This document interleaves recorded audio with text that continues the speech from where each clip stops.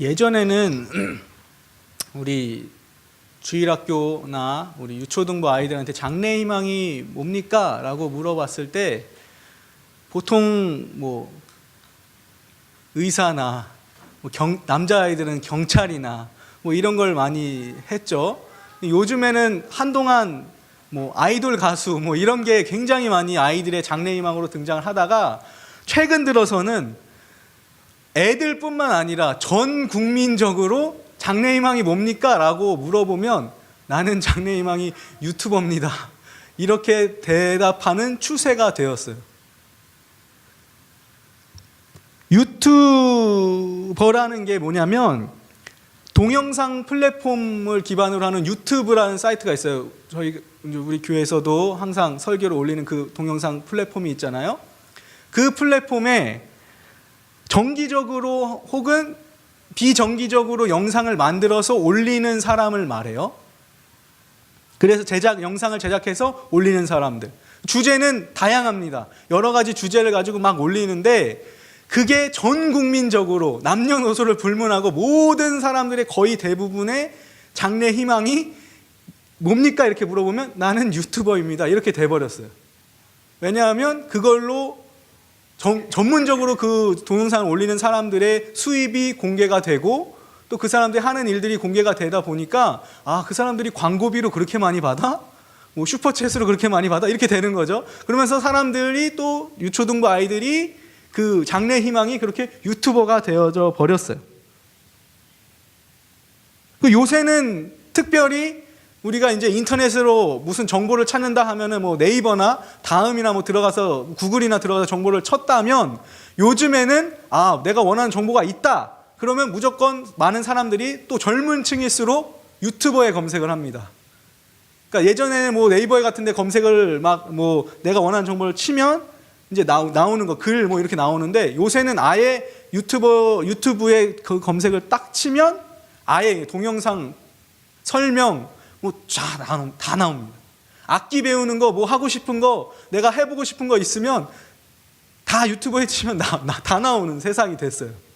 그리고 그런 것들을 제작해서 올리는 전문적인, 그러니까 좀 뭐 그냥 대충 잘하는 사람들이 아니라 전문적인 지식을 가지고 있는 사람들도 전문적으로 그 자기가 잘하는 분야를 전문적으로 찍어서 올리는 그러한 시대가 됐다는 거죠.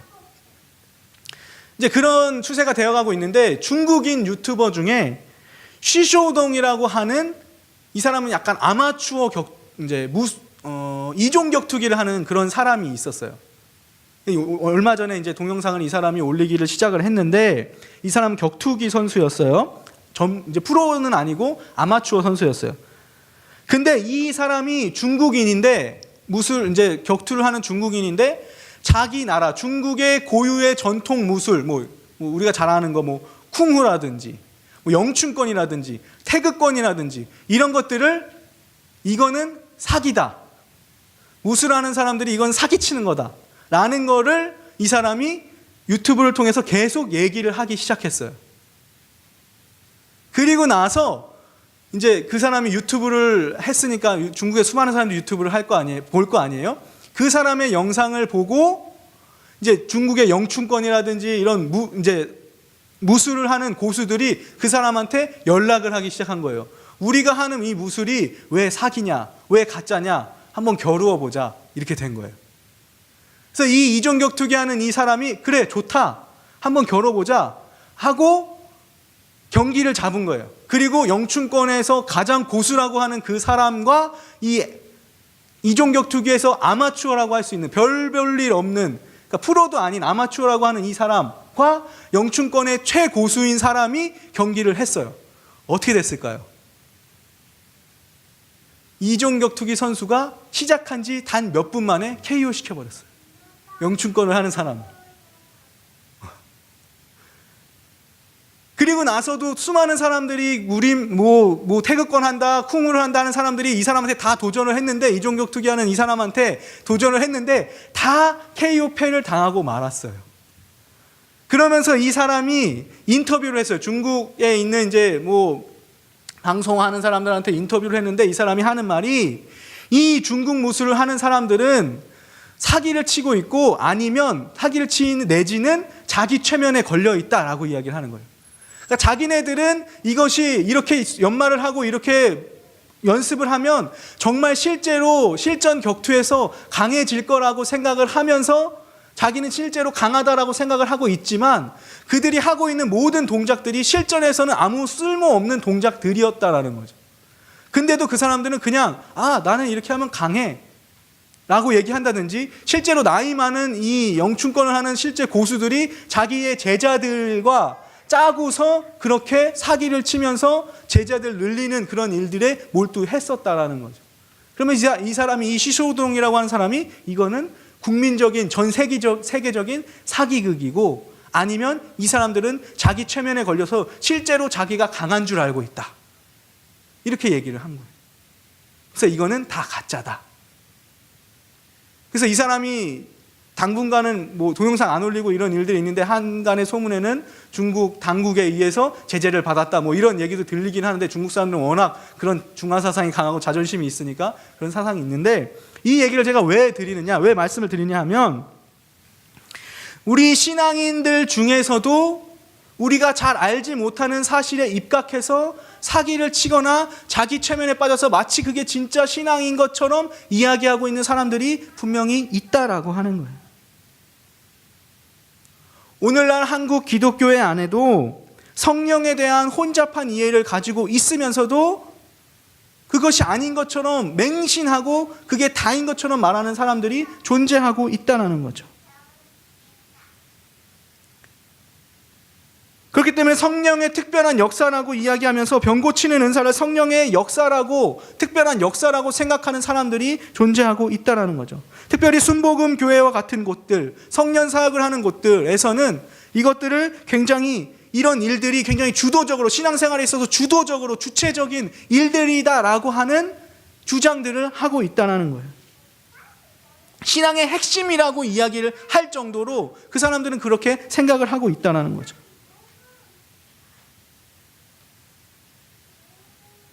병고침을 받는 현상들이 과연 성경적으로 옳은가 그른가에 대한 정확한 이해를 살펴보아야 함에도 불구하고, 그저 성경에 나온 몇 구절들을 들어서 바른 해석을 하려고 하지도 않은 채 그 문맥만을 따가지고 그것이 마치 성령의 주체적인 전적인 사역인 것 마냥 그렇게 생각하는 사람들이 있다는 거죠. 그게 신앙의 전부인 것처럼 말하는 사람들이 있다는 거죠. 우리는 눈앞에서 실제로 벌어지고 일어나는 현상이다 할지라도, 또 내가 경험한 진짜로 겪은 일이라 할지라도 성경에서 말하는 바가 아니면 믿어서는 안 된다라고 하는 사실을 절대 잊어서는 안 됩니다. 세상에는 우리가 신앙이라고 생각하지만 그것이 신앙이 아닌 그저 자연적인 현상인 경우도 많이 있기 때문에, 우리는 실제로 우리가 눈으로 봤다, 내가 봤다, 일어났다 라고 할지라도 그게 성경적인 이야기가 아니면 절대 따라가서는 안 된다라고 하는 사실이죠.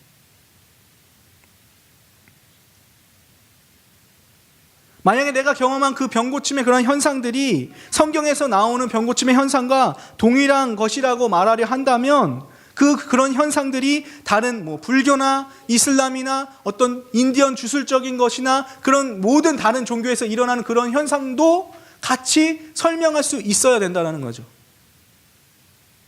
그러나 그렇게 하지 못한다는 거죠.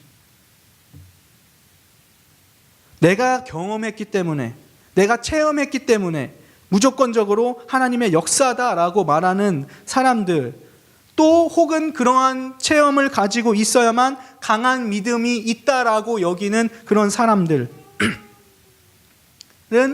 기독교에 대해서 아주 심하게 오해를 하고 있다라고 하는 거죠. 아까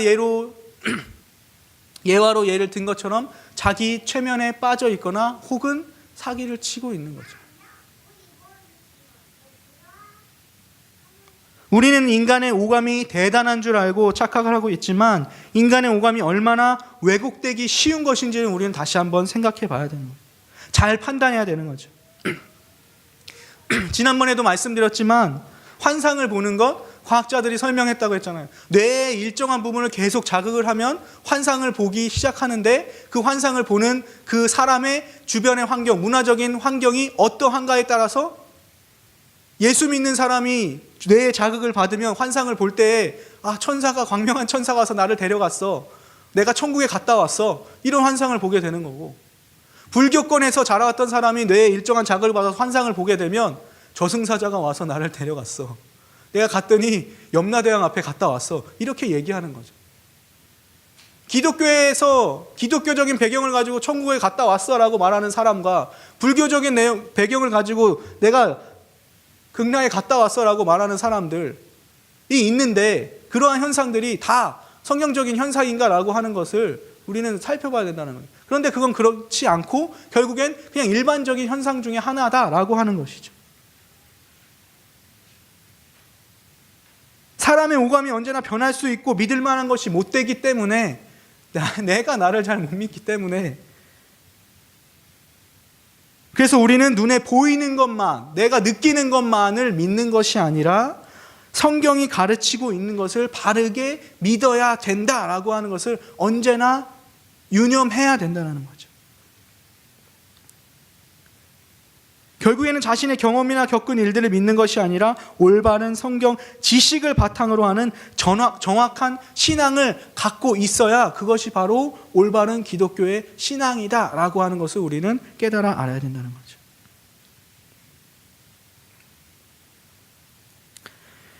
먼저 오늘 우리가 나타나고 있는 이 병고침의 은사가 성경에서 기록되어졌던 이 오늘날 일어나고 있는 병고침의 은사들과 성경에서 일어났던 병고침의 은사들이 어떻게 다른가에 대해 살펴보면 확연히 우리가 차이를 나타낼 수가 있는 거죠. 오늘날 행해지는 병고침의 현상들이 성경의 병고침의 역사와 같은 거다라고 한다면 우리에게 나타나는 양상과 주님과 사도들이 행했던 병고침의 사역의 그런 양상들이 내용적으로 같아야 된다는 거죠. 그런데 결론적으로 얘기하면 같지 않다라는 거죠. 오늘날 병고침을 말하는 사람들 가운데서 정말 성경과 똑같은 내용으로 병고침을 하는 사람들은 없다라는 거예요. 그러한 은사들을 하는 사람들 중에는 어떤 다르기 쉬운 병과 다르기 어려운 병을 나눈 경향이 있죠.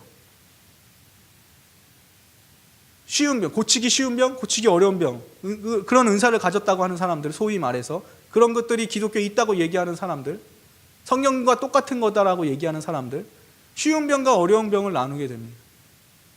그러나 사도들과 예수님이 행했던 그 병고침의 일들은 쉽고 어려운 것이 없었습니다. 그냥 예수님이 고치면 고치는 거죠. 그러다 보니까 이 오늘날의 병고침을 하는 사람들은 실패할 확률이 있죠. 100번을 그렇게 은사를 행했다라고 했을 때 10번 안짝으로 될까 말까 하는 확률이죠. 확률의 싸움이에요. 결국 그 사람들은 어쩌다 보면 고쳐질 수도 있고. 그러나 예수님과 사도들이 행했을 때는, 그렇게 말했을 때는 100%죠. 100%. 예수님이 일어나 걸어라 하면 안전뱅이가 일어나는 100%죠. 실패할 확률이 있었던 적이 없습니다. 완전히 내용면으로 다른 거죠. 또 예수님께서는 불가능한 병이 없어서 날 때부터 소경된 자도 예수님이 눈을 뜨게 만드셨어요. 그럼 오늘날 병고침 은사를 가진 사람들은, 그런 일을 하는 사람들은 없죠. 날 때부터 시각장애인이었던 사람들이 볼 수 있게 됐다라고 말하는 거, 아무리 병고침의 은사를 가졌다 하더라도 그런 건 본 적이 없습니다. 불가능한 병은 고치지 못한다는 거예요, 결국에는. 그러나 성경에서 일어났던 일들, 성경에서 예수님께서 혹은 사도들이 해냈던 일들은 그런 불가능한 일들, 전혀 사람이 생각하지 못한 일들, 심지어 죽은 자도 나사로야 나오너라 해서 예수님께서 썩어가는 그 나사로를 나오게 하는 그런 일들이 일어나지만 오늘날 그런 일들은 없다는 거죠. 또 오늘날에는 많은 어떤 황홀경 같은 상태에서 고치려는 그런 시도들, 그런 것들을 많이 시도하기도 하죠. 병고침의 은사를 가진 사람들. 그러나 예수님이나 제자 사도들은 그러지 않았다는 거죠. 그냥 가서 일어나 걸으라. 황홀경 이런 걸 만들어 놓고 막 하는 그런 행위가 아니었다라는 거예요. 그런 어떤 외적으로 보이는 차이점들이 분명히 존재하고 있다는 거죠.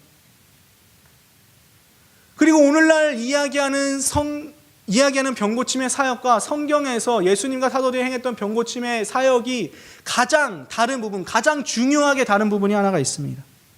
그게 뭐냐면 성경은 그 병고침 그 자체를 그다지 중요하게 생각하지 않는다라는 거예요.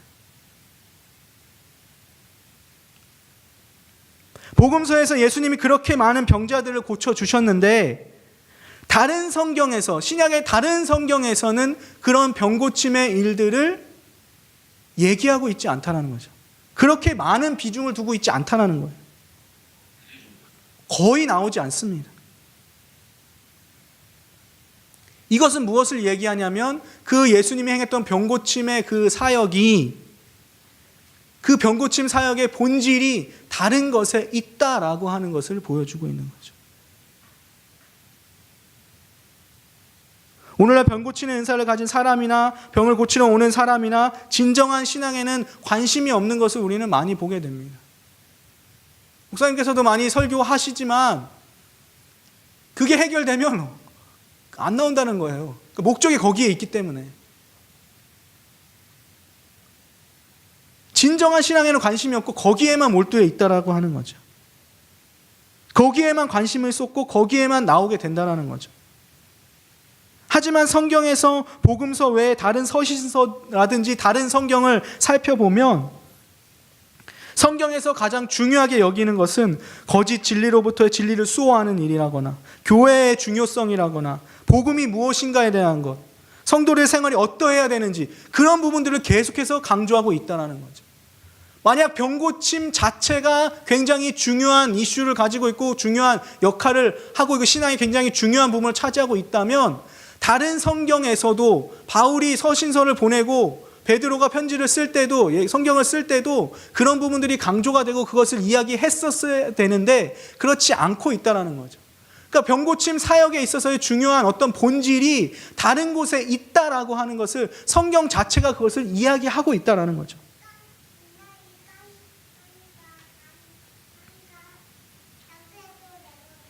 그렇게 예수님이 열심히 했던 병고침의 그 사역들이 거의 다른 성경에 없다고 봐도 무방하다는 얘기죠.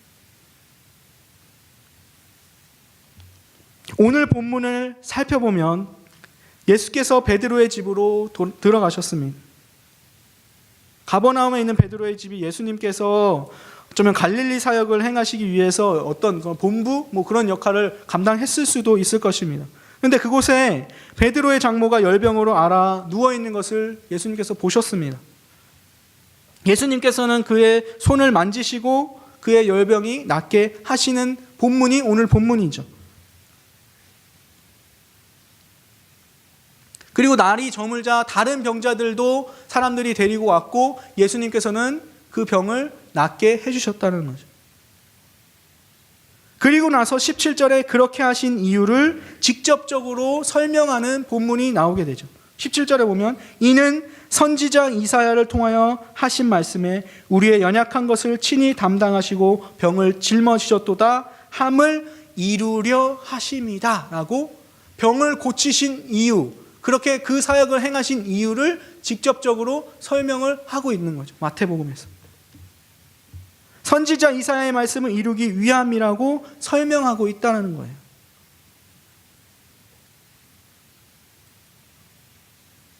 즉 예수님께서 병을 고치신 것은 우리의 연약한 것을 담당하시고 병을 짊어지신 분이라는 이사야의 말씀을 이루신 분이다라고 하는 것을 보여주는데 그 목적이 있다는 거죠. 예수님이 이런 분이야. 메시아 되시는 분이야. 구약에서 있는 하나님께서 주신 그 말씀을 성취하시는 분이야. 그래서 이 땅에 오신, 이 땅을 통치해 나가실 왕으로 오신 예수 그리스도가 되신다, 메시아가 되신다 라고 하는 것을 보여주기 위해서 거기에 목적이 있다라고 하는 거예요. 병 고치는 그것 자체의 목적이 있었다는 게 아니고 예수님이 어떤 분이시다라고 하는 것을 보여주기 위함이다라고 하는 거죠.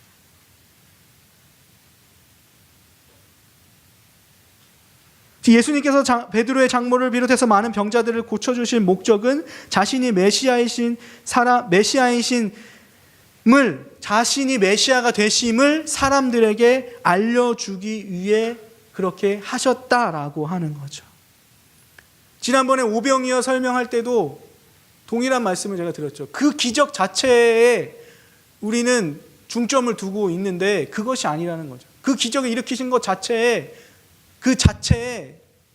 우리는 관심을 기울이고 있는데 그게 아니라 예수님께서 그렇게 하신 이유가 분명히 있다는 거죠. 그것이 메시아이심을 보여주는 거다.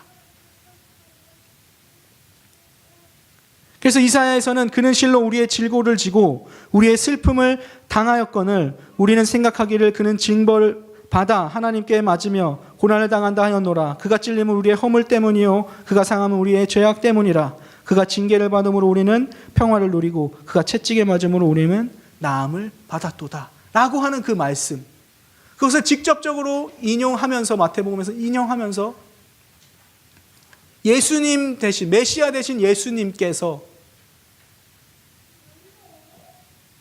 그 말씀을 성취하시고 그렇게 하시기 위해서 이 땅에 오셨다라고 하는 것을 말씀하고 있다는 거죠. 이 질병이라고 하는 것으로 신약에서는 번역이 됐습니다. 슬픔이라고 번역된 것이 연약함으로 번역이 됐어요. 마태복음에서 이사야의 말씀을 그대로 인용해서 그는 우리의 병을 짊어지고 우리의 연약함을 담당하셨다 이렇게 이야기하고 있습니다.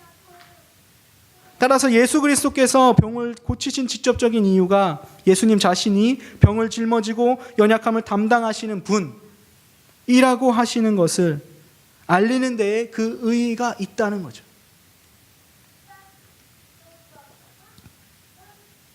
메시아라고 하는 그 말이 그리스도라고 하는 말과 동일한 말이에요.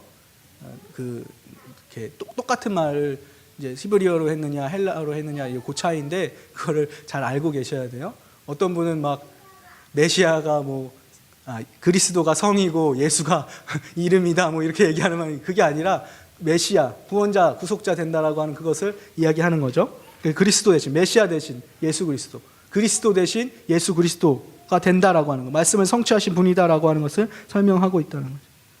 그래서 예수 그리스도께서 우리를 구원할 구시자라는 것을 밝히고 있는 것이고, 이것을 알고 모르고의 차이는 우리의 신앙함에 있어서는 엄청난 차이가 되는 거죠.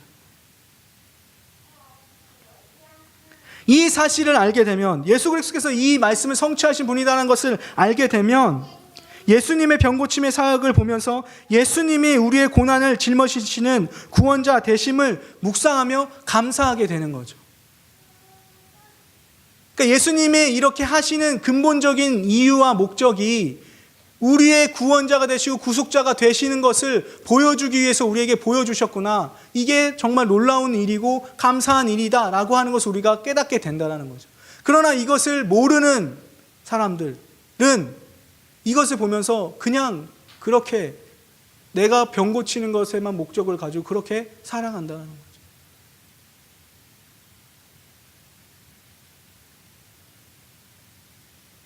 이것이 신약의 다른 성경에서 병 고침의 어떤 사건들을 기록하고 있지 않은 이유입니다.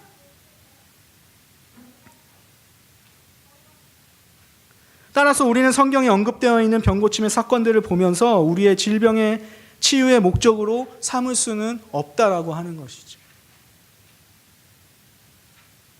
이런 하나님의 풍성한 진리에도 불구하고 오늘날 많은 기독교인들이 자기 최면에 빠져서 그것이 전부인 것처럼 호도하고 있고, 심하게는 사기를 치고 있고, 심하게는 그것이 진짜인 것처럼 자기는 그렇게 믿으면서 자기 최면에 걸려서 살아가고 있다는 거죠.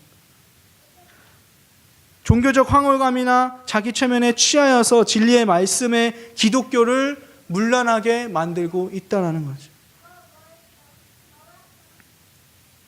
그리고 그것이 신앙생활의 모습인 것처럼 가르치고 있다는 거예요. 우리가 참으로 극복해야 될 것은 우리의 질병이 아니라 우리의 죄악입니다. 예수 그리스도께서 그것을 위해서 이 땅에 오셨습니다. 그리고 그것 때문에 우리에게 이러한 사건들을 보여주시며, 물론 예수님께서 긍휼한 마음을 가지고 그 체휼하는 그 마음을 가지시고 병자들이 오면 고쳐주시기는 했습니다. 그러나 그 근본적인 목적은 그것에 있는 것이 아니라 예수 그리스도께서 우리의 구속자가 되어주신다. 그리고 우리가 해결해야 될 것은 우리의 질병을 넘어서는 우리의 영적인 문제들, 우리의 죄악의 문제들을 해결하기 위하여서 이 땅에 오셨다라고 하는 것. 그것을 알려주시기 위해서 우리에게 오셨다는 거죠. 그리고 그런 사역들을 행하셨다는 거죠. 왜냐하면 이 시대의 온갖 고난과 질병의 이면에는 죄로 인해 타락한 세상이 있기 때문이죠. 최초의 죄로 인하여서 원죄가 인간 가운데 들어오고 세상이 일그러지고 사람도 일그러지고 완전히 망가져 버렸죠. 고통의 문제는 거기서부터 시작되는 거예요. 뭔가 질병의 문제들은 거기서부터 시작되는 겁니다. 우리가 창세기를 계속해서 공부하고 있지만 거기서부터 모든 문제들의 발단은 시작이 되어가는 거예요. 그 가운데에서 우리가 직접적으로 우리가 해결해야 되는 문제는 우리의 죄악의 문제라는 것이죠. 우리의 죄의 문제입니다. 그런데 우리의 그 죄의 문제를 우리가 해결할 수 없죠. 그렇기 때문에 예수 그리스도를 보내주신다라고 하는 것을 약속하여 주시고, 구약에서 끊임없이 그것을 약속하여 주시고, 신약에 와서 예수 그리스도께서 오신 것이죠. 그리고 예수님이 오셔서 내가 그 메시아가 된다라고 하는 그 사실을 여러 가지 사역을 통하여서 보여주시는 거예요. 그것의 목적은 예수 그리스도께서 메시아가 되신다라고 하는 그 사실이라는 거죠. 그것을 우리는 잊으면 안 된다는 거예요. 그것이 우리의 신앙의 본질이 되어야 된다는 거죠.